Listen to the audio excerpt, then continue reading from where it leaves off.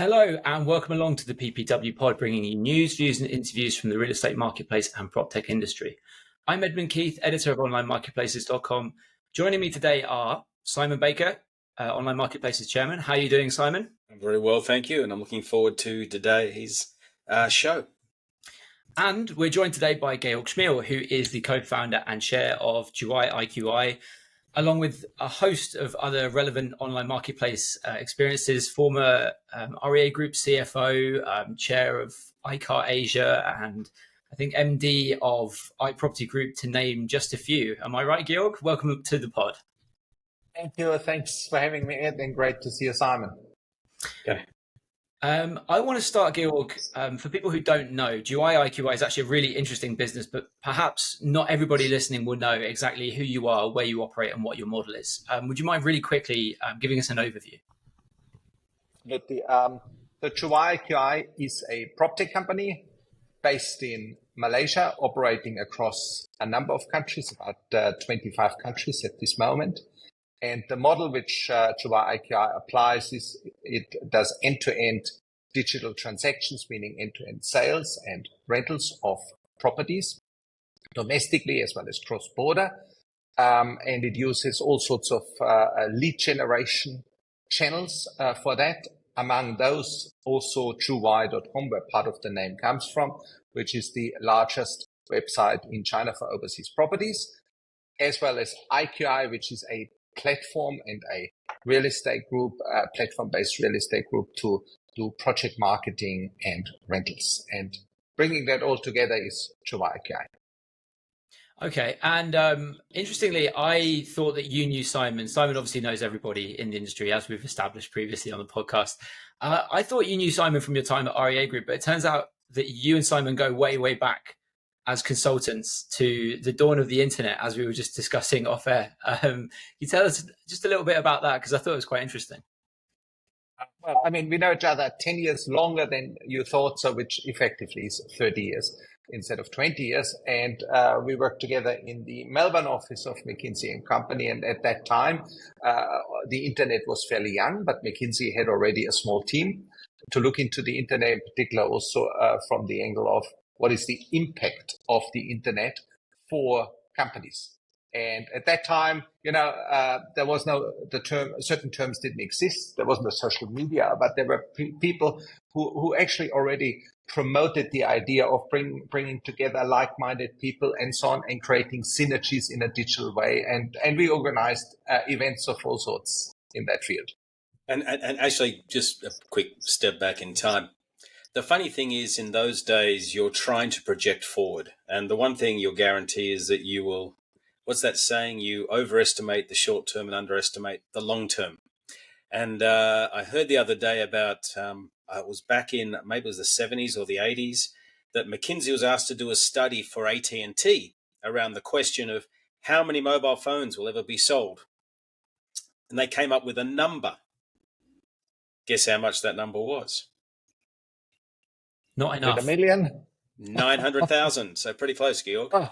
So in that case, they were slightly wrong. And that's a great case of underestimating, the future. And what's interesting is back in those days of McKinsey, where we were very much looking at, in those days, it wasn't even called the internet. It was a lot of it was like multimedia and a whole range of other expressions that are now no longer used, is that we really didn't know what we were getting into. And I think, Georg, would be interesting to explore before we jump into IQI or Juwai IQI, which once again is partly an offshoot from the REA Group anyway. Let's have a bit of a chat about what got you into this whole world of the PropTech world. Whole world of the PropTech world. The tech part, I mean, I studied computer science in Germany, in Munich, and that takes about 4.5 years. It's a long time in Germany to get kind of an equivalent of a bachelor and a master. And then you don't really know much other than a lot of theoretical knowledge about logic and other things. But I always wanted to apply technology to business solutions. And effectively, what got me into property is I had worked in a mortgage broking bank in Germany in the technology side, but the opportunity of REA opened up because I knew Simon, and Simon said, I'm looking for a CFO, and we both got together. I moved to Australia and joined in the property space, and since then have actually had mostly dealings with property, a little bit with cars, but mostly with properties and fintech, which is anyhow related to PropTech in a way. Yes, and your journey went, you're at the REA group during the days of rapid growth from both days of rapid growth. Yes. domestically and internationally. Yes, So exactly. And a quick couple of questions around that, and clearly I was there at the same time. What were the 2 or 3 things that you walked away with, like aha moments or lessons learned from that? I guess you must have been there about 5, 6 years maybe in that time. Yeah. Yes, 6 years. I was there for 6 years.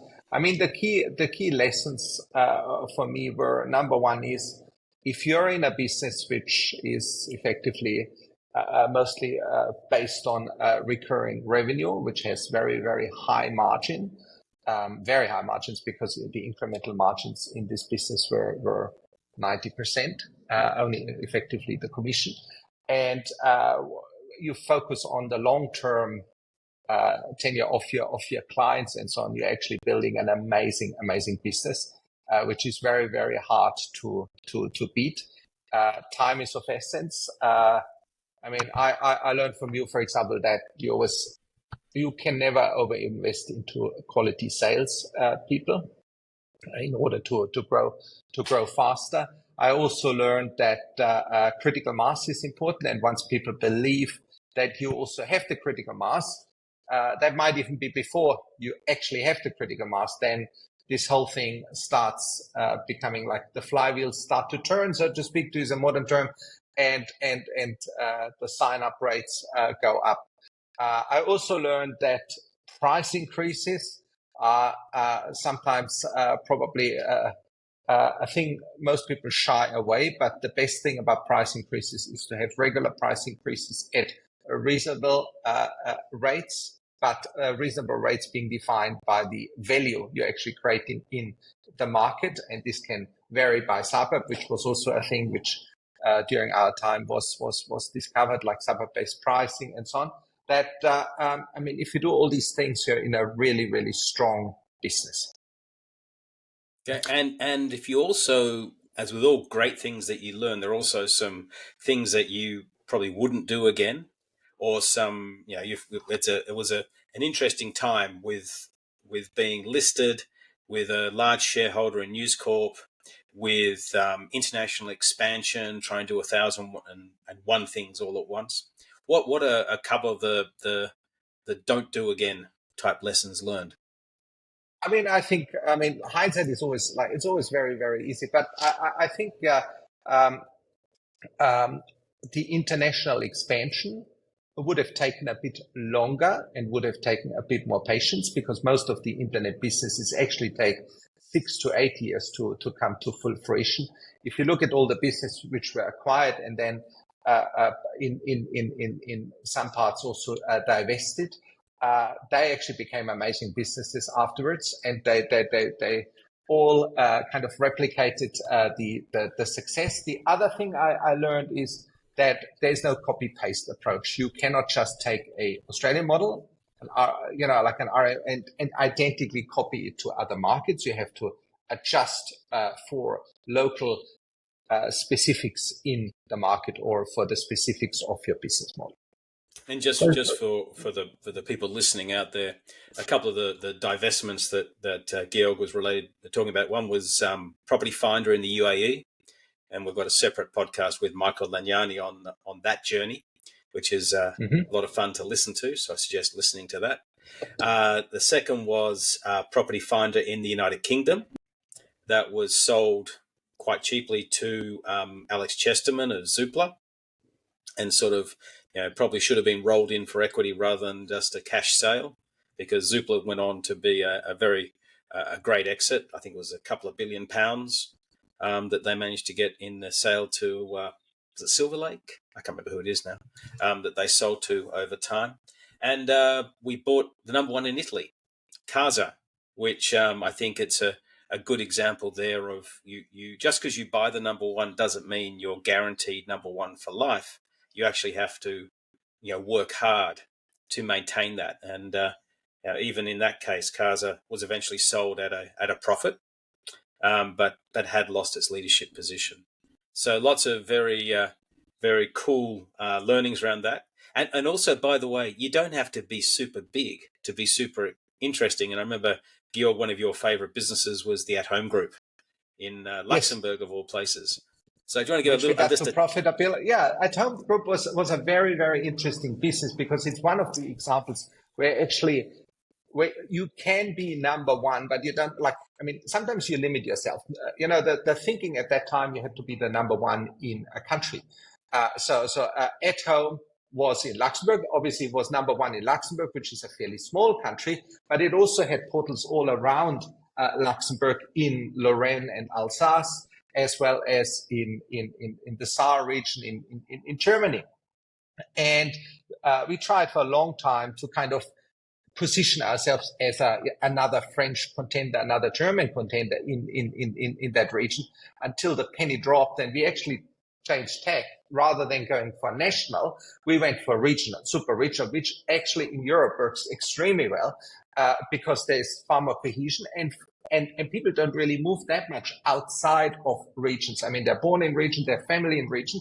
So we created this portal called Immo Region, which was very much about the region, and we only focused on being the number one in Lorraine and the number one in Alsace, as well as the number one in this greater Trier, city of Trier region, and doing all of this then with the amazing team at that time, Patrick Kirsten and a few others, we got the business to profitability, and that changed everything. I mean, it was profitable in Luxembourg, but all these expansions were struggling. So sometimes you need to be prepared also, to change your thinking a bit, and with a few tweaks, suddenly everything changes.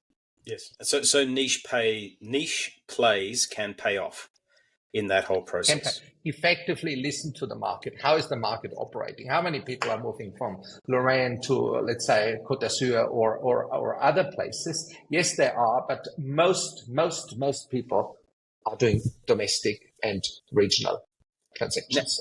Now you've got a very, very unique background, having gone from being CFO of the REA Group, big property portal, to then running the LJ Hooker Group, which was one of its main customers. What lessons did you learn from being on the other side of the fence? What I learned on being on the other side of the fence is actually also that how real estate really works, and the importance of understanding actually your customers really well. And in order to go deeper in the monetization of it. Number two is I also learned that classified portals by itself are not invincible. I know, I mean, that doesn't mean that LG Hooker would now challenge an REA, but that there's actually certain things where a portal, where a real estate group can be quite digital in their approach, and use other channels and do other things in order to build up a bit more an equal, a fairer negotiation position and find their ground. So the ownership of data, I learned also, and being close to the transaction is really important. So it was very difficult, or many portals find it difficult to actually really significantly monetize the mortgage broking side. I mean, yes, many are monetizing, but I mean, in an equal amount of the agency commissions, not many people are able to get to that, or at least to a third or a half of that. And one of the key reasons is actually that the decision is being made at a point in time where there's no real touch point of the normal classified portal. And once you are there, once you understand that better, you can actually really build something up. So yes, I learned a lot. I also learned a lot about the power of the platform, because all these groups like LG Hook at that time had a very strong technology platform, which was unique. And I also learned that technology actually influences culture in a business as well, how things are being done in a technology platform. Okay, speaking about platforms, that's a topic that you've spoken at Property Portal Watch before about agent platforms. It's something that we're seeing more in the industry. So it kind of, so companies like Juwai IQI, Baker in China, these are the kind of companies that people around the world look to and see an agent platform, if you will. But it's being done now in America by the likes of, Zillow's trying to do that with the super app. Husby's trying to do it in Dubai. Do you think these kind of models can work in more developed markets, let's say? Or do you think that because of the nature of developing markets being kind of the Wild West, you can get away with more, it won't work in the more developed markets? We are proving actually that it's working in the more developed markets, because China is obviously far more developed than the US in terms of technology. So that's the first thing. I think we have to overcome this thinking of emerging markets and developed markets and so on. Because when it comes to technology, Asia is actually quite far ahead of Europe. And if we don't understand that, then we will never learn how to actually catch up in Europe.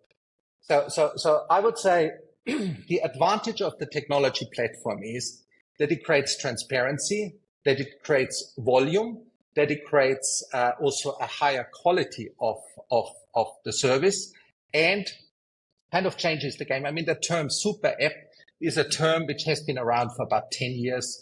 It came mostly out of Southeast Asia with Grab and other players, as well as China with WeChat, the mini programs, and so on and so forth. If you go back to the Property Portal Watch presentation I did in 2017, for example, there was a lot of talk about this. Now in the US, they're picking this up. In Asia, we have moved a bit away because Grab's success wasn't as great on the stock market, but that I think was probably more a valuation misunderstanding. So we've moved more towards the term platform now. So platform is what it means. The key thing about platform is that a platform provides pretty much everything what a real estate agent needs. This is a platform, is effectively an office, is effectively a desk, is effectively a phone, is effectively a digital marketing platform, is everything on this. And that's the key about why these fully integrated platforms are so powerful. If you think back of companies like McDonald's or some Amos cookies, like famous Amos or others, they all have these really deep technology platforms.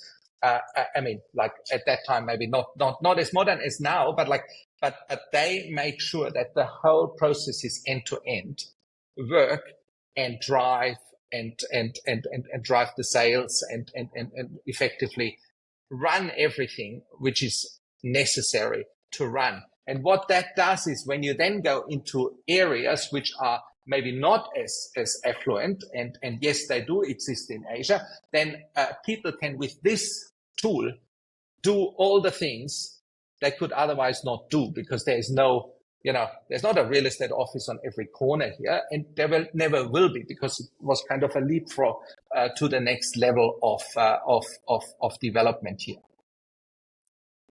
Can we just take a little bit of a step sideways into Juwai IQI, because I think we're talking about the platform, which I think is actually very important, and that's sort of what powers a lot of what Juwai IQI does. You've got, I don't know what the number is now, 30, 40, 50,000 warriors that you call them working in your network. How did Juwai IQI come about? Because it was the merger of two different businesses. What's a bit of that background? A bit of that background is that Juwai was once founded by, as you said, two people from REA who went to China and said, let's take the model of REA and import it into China and focus on overseas properties. And initially, there was quite some hype around it, obviously because China was growing very fast and everybody was getting excited, and China was getting more and more discovered, Chinese buyers. But the challenges were actually in the conversion of the leads for some of the agents, because there was language barriers and so on. If you think about a lead being generated in China, obviously being in Chinese, in Mandarin, hitting the desk of the average real estate agent anywhere in the world, they don't necessarily speak Chinese and so on. So translation facilities weren't as advanced. So also the site focused very much on secondary properties, which in some countries are not available for overseas buyers. So what we then changed is we changed that, a greater focus on the developer, a greater focus on also building certain services around, like concierge services, a greater focus also on like tours, either physical tours or virtual tours. And what we noticed is that the demand actually from China more and more gravitated towards Southeast Asia. So Southeast Asia was getting more and more inflow of demand.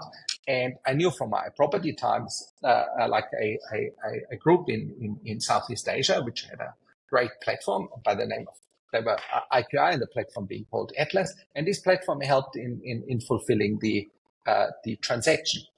So we brought the two businesses together. IQI was very strong in domestic. Juwai obviously was more experienced in cross-border transactions. And now that the two businesses are together, when we brought it together, I think we were about $25 million of revenue. We are now north of 100 million. And that in a very, very short period of time during COVID, so in effectively 4 years' time. Well, actually less than 4 years, now 4 years now, 4 years' time. So what that did is IQI at that time had maybe 4,000 warriors, but most of them spoke actually at least one other Asian language, and like 70% spoke Chinese, like one of the Chinese dialects. And that really, really helped then also. So where this has moved towards is now, as I said, about 25 countries, focus on domestic as well as cross-border transactions. So our next big market, so we are clearly the number one player in Malaysia as a traditional real estate group, as well as obviously a PropTech group, but we're also the largest PropTech player now in Southeast Asia. We now have about 1,000 warriors in Vietnam, which is our next biggest market, and we're really smashing that because Vietnam hasn't been cracked by anyone properly. So most people have tried in Vietnam, and it's always the same thing. It's always this not having the right platform to do it end to end. And when you build a platform, actually think about the transaction as the ultimate metric. Don't think about, number of leads or impressions, carousel views, all these things. It's really about how can we fulfill the rental or the sale. Okay. How many total warriors being salespeople, are using the platform? I would say there's 45,000 warriors on the platform. And sorry, of those, I would say... Wait. Did you say 45,000? Yes, okay, warriors. Sorry, These are Juwai IQI warriors. And, and they're exclusive to you guys? Yes. Okay, when they do real estate. 45,000 salespeople. Yes, in the company. But not all of them are active. So I would say about 2/3 are active at a point in time. Because estate agents are not all full-time estate agents. So the top 20% are obviously full-time, but the others, especially in the Asian markets, are part-time agents. But yes, they're all on the platform. They get trained through the platform. They have like their whole processing of commissions and everything through the platform. They get access to the developments. There are more than 1,000 developments on the platform. Of those, maybe to preempt the next question is how many are exclusive. So in the core markets, we have a majority are actually exclusive properties, and not just a few units, but really the whole thing. We are currently doing in Cambodia a technology park with 2,000 hectares, specifically targeted on together with a developer, and we're the exclusive agent there. So we expect this year to be a very, very good year for us in terms of growth. I know the number of 45,000 is a large number, but one needs to understand this is land grab time. This is about getting into as many countries as possible. The interesting thing is, however, if agents come on the platform, their productivity also increases. So it's not just volume, but it's also a higher productivity thanks to the platform. Okay. And how many, so you got 45,000 commission-only salespeople, warriors, using the platform. And how many full-time employees are there in Juwai IQI? We're now close to 250. So you got 250 full-time people managing 45,000 sales force through a combination of events, technology, brand, and I guess to a certain degree local management to handle whatever those little issues are that come up. That is right. The local management is part of the sales. So we have in every country a country head. We have in every country like vice presidents and down to team leaders and the individual warriors. In countries where licensing is required, they're all licensed through us. And in countries where no licensing is required, obviously we ensure that the standards are being lifted up in the country by training and so on and so forth. Yes. I'm interested in that. I'm interested in, so you're talking about a platform with 45,000 warriors. You're talking about trying to lift the standards. The kind of comparison that I've got in my head as you're saying that is Baker in China, which has this, I think it's called the ACN, which is essentially, as I understand it, a set of rules that the agents have to follow. It kind of designates what tasks they'll be doing on a day-to-day basis. And if they don't perform them well, then, their ranking goes down and so on. Is that comparable to what this platform is? And, have you taken, I guess, inspiration from a platform like Baker? I mean, we are learning honestly from all platforms, but vice versa. They're also learning a bit from us because there's a few things which are really unique to us. So our CIO, Nabil, has really created an amazing tool there, which allows for some of those quality standards to obviously be digitally enforced. So, I mean, it can be as simple as we provide certain collateral for the promotion of the development, certain standards, and we provide also, which can be then shared digitally. We provide also the ability via the app for individual warriors to create their profile, their warrior profile, and share it also. The payment flows are on the platform, and so on. All of that makes the whole system or the whole industry more scalable. And for us, that is it's really the right way to go. I have heard there's a few players also in Europe, IAD, I think, and in other parts of the world.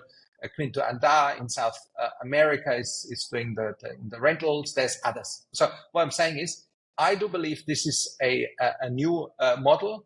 And what I like about it is also an area which is close to my heart is the whole area of digital inclusion. You can actually, with this platform, create employment for people, and that is a really, really important point in also in our markets, to give equal employment opportunities and also education. So the platform kind of fulfills a few of the UN global sustainability goals, which that I really, really am very proud of. I want to explore a little bit further the relationship between Juwai, the front end, and IQI, the transaction engine. How important is it having a front end? Because there's a lot of people listening to this podcast who are running portals, right? And they're thinking about transactions and how do I get into transactions, and is there value in actually owning the lead source in this whole equation? So what is a portal from my perspective today, if you think of a portal like Juwai.com, which is not the only lead source for obviously Juwai IQI, especially for the domestic. We have got IQI Global Portal or others, which are all driving leads. So a portal like Juwai.com historically was very much a domain name to which you go and you look at the portal. That still exists, but these portals have also become massive brand names, and these brands, and if you recall back then, in I think 20 years ago, we were once asked to actually value the value of the REA brand, and all I can remember is that the value of realestate.com.au was almost like 60% of the total market capitalization of REA at that time.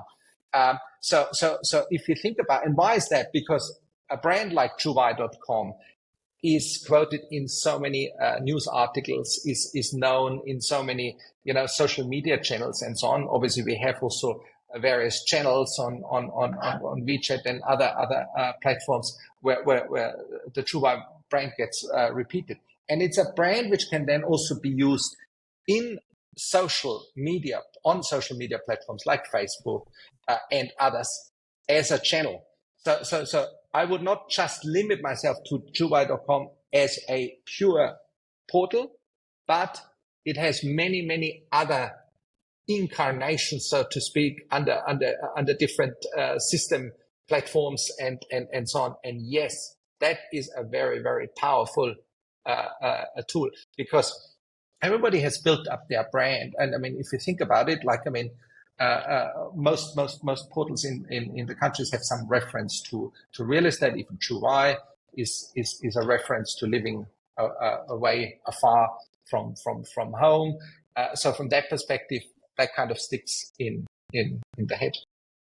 Because it's interesting, we've been talking about it the last couple of PPW conferences about the changing nature of search and how to think about it through a different lens. And my view is that Rightmove and RE and realestate.com.au and so on are far more than the portal sites. They are, wherever you see that brand, you should be able to search for property. Okay, and it can be on Facebook, it could be on Instagram, it could be on an app, it can be in a corner store. Doesn't really matter. Correct. It has to go far beyond where it started. A bit like Nike, right? You don't just buy Nike shoes from the Nike store. You buy wherever you see Nike, you know it's quality. You know what you're going to get in terms of an outcome. So I agree with you completely there about the brand that, for example, Juwai plays in or the role Juwai plays as a brand within the Juwai IQI ecosystem. Yes. What I'm curious to explore a little bit now is the role of AI, because if we don't throw those two letters in, we'll probably get half the number of listeners. So AI, right? Now, everyone's talking about AI. AI has the chance to redefine industries and so on. How do you think about AI and its opportunity within the platform world and in the Juwai IQI world? I think AI is relevant across all the different steps of the journey.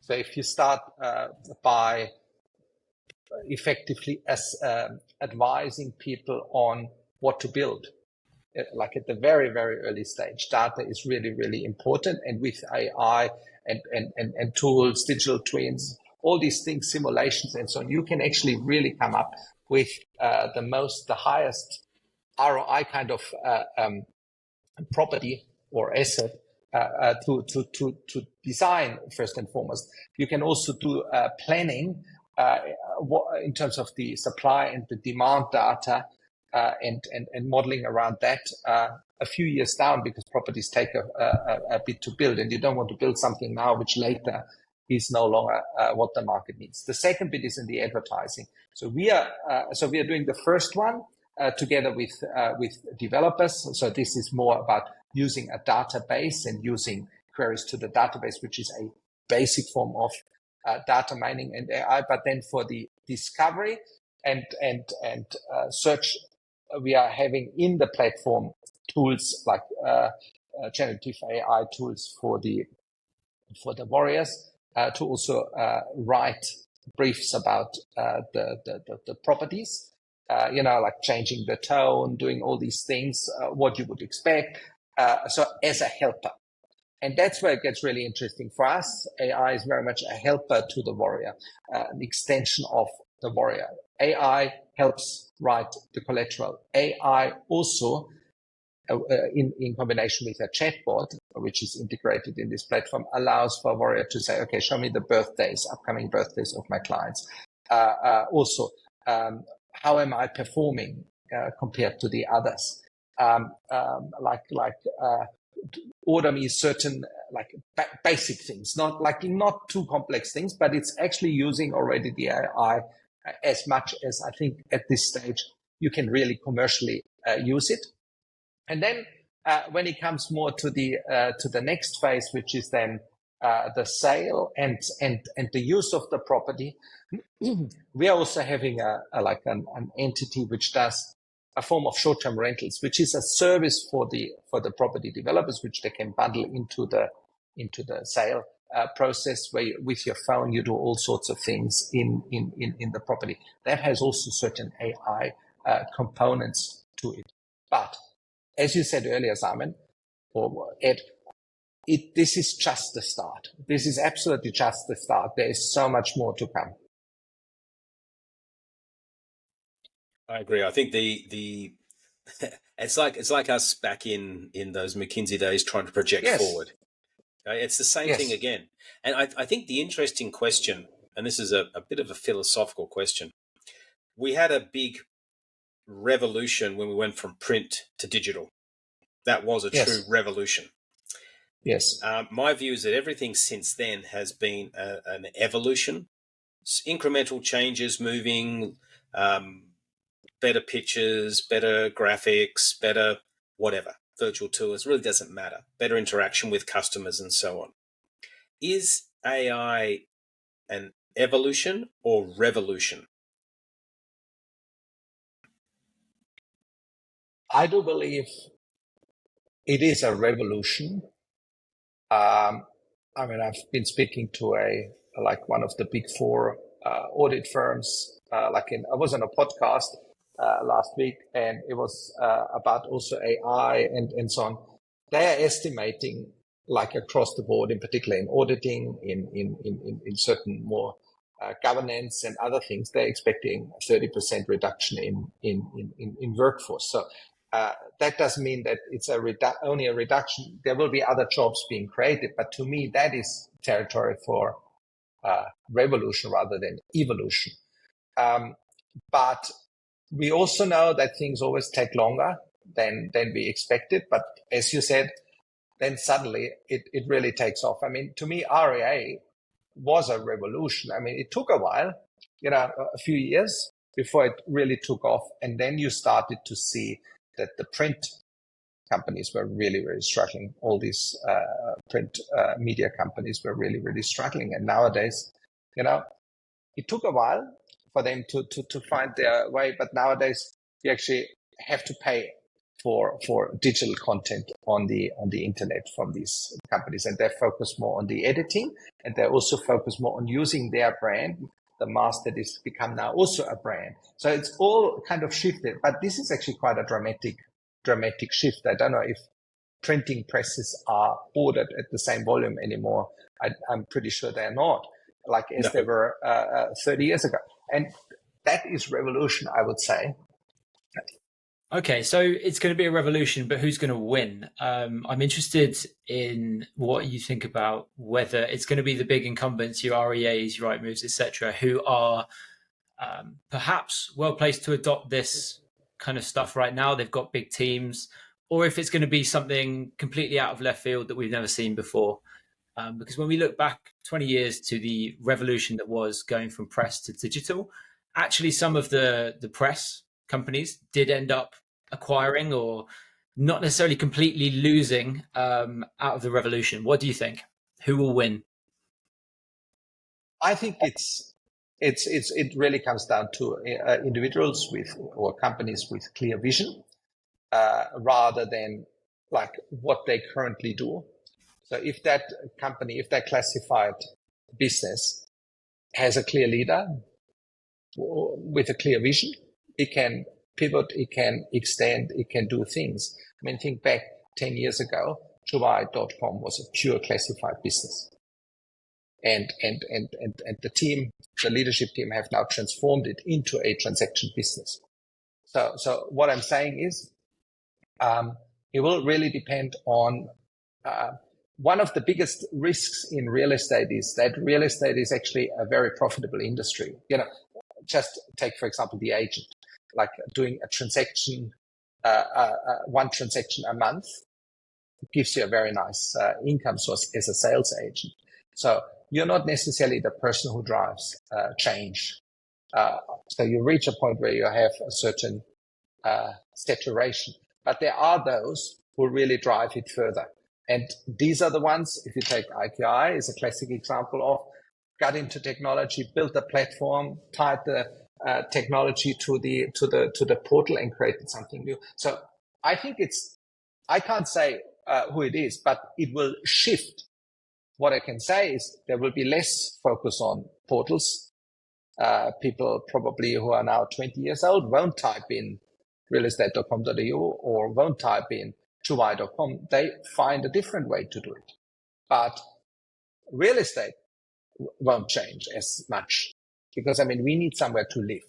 That's probably the core thing. And as long as we don't forget about that part, rather than, coming up with great ideas. Sometimes we hear companies saying we want to democratize and doing this and doing that. It's all nice, but this is probably people who would fit better into politics than into business. Okay, we've probably got time for about one more question. It's a question I like to ask people. What do you think the industry isn't talking about enough at the moment? What should the industry be looking at or thinking about more than it is now? That's a very good question. This is a very good question. I think the platforms in general are still not talked. If you think of Australia, you've got the PropTech group with MRI and so on. That is one platform. You've got ARIA, another platform, and so on. I think what the industry doesn't talk maybe too much about is varies by countries. So certain countries are quite advanced in certain areas. Let's say in Europe, for example, the smart living and so on is fairly advanced and so on. But I actually don't know. What would you say, Simon? Maybe question back. Let's do a reverse interview. How to avoid. Is my way out? The exit door. We need to make it a bit entertaining. Yes, don't worry, it's very entertaining. I think the biggest issue out there that is probably not directly spoken about is, and I'm looking at this from an investor perspective, because you've got to think about what perspective you're looking at it from, is we have a lot of incumbents making a lot of money who have got very high valuations. How are they going to really justify those valuations into the future? We're talking at 30, 40, 50 times EBITDA. Come on, that's ridiculously high and one would argue not sustainable. And we're talking about the REAs of the world at multi-billion dollar valuations, not a very small company with a lot of clear upside to it. And then I think the next part of that question's got to be, are they in the category of sort of fat and happy because they're making the money? If you're a Rightmove, you're 75% EBITDA margin. You've been rustled a little bit by On the Market and CoStar, but you're probably going to go, don't worry, that'll disappear over time. They'll lose interest. But are they truly prepared for this revolution that I believe that we're actually entering? And my hypothesis is no, that there is a chance that the incumbents, I didn't say it will happen, but there's a chance that the incumbents, the Rightmoves and the REAs of the world, will become the news corps and the printing presses of the past. And that's the danger, right? That the cycles, print was around for 40, 50 years, 60 years probably. and it took a long time before the internet came, but the next wave is coming very fast, 20 years later. It's only 20 years old, this industry. And if it is an AI-driven change, and it is the embedding of AI interactions with us as consumers into our everyday parts of life, and our AI assistants, who we progressively will talk more and more to, will start to answer more and more of our questions, they're going to solve the problems for us. And the brands which said, hey, I'm big, come to me because I've got everything, will potentially go by the wayside in this whole process. Mm-hmm. And we partly demonstrated that with the Machula Group, where we demonstrated we could generate millions and millions of visits just through aggregation of content from multiple channels. So having done that, and that's a very early stage, but if you'd taken the Machula Group, applied super cool AI technology to the front of that, why do you need a portal? Why do you need those traditional aggregators of supply? And the answer is you probably don't. So I think the big unspoken or untruly thought through part of this whole industry is, if you're in the middle of a revolution, what the hell do you do? Do you sit there and continue to print money and put your head in the sand? Or do you really embrace what's happening to be at the forefront and lead that change? Because you can. You've got the brand. And I got a feeling it's more the first than the second. The brand, yes. So, yes. No, you're right. I think that's a perfect answer, Ed. So that is my answer. Yeah. I've just answered it to my chatbot, and we can cut that bit. We will not cut that. Come on, it's the best part. It's the only part where I made sense. To overlay your voice onto my face. Okay, when we do it, can we not have subtitles, please? That's a bit insulting for me. It'll only be for you, Georg. Don't worry. Right, gents, we've hit 45 minutes. We've actually hit more than 45 minutes. I'm sure the two of you can go on talking about the future of real estate portals for another 45 minutes. But we'll maybe leave it for another episode. Georg, thank you very much for coming on, and hope to see you at an event sometime soon. Thank you. This was really excellent. I really enjoyed it, Ed and Simon. Always a pleasure. Okay. Thank you. Thanks, Ed. Thank you, Georg, for taking the time.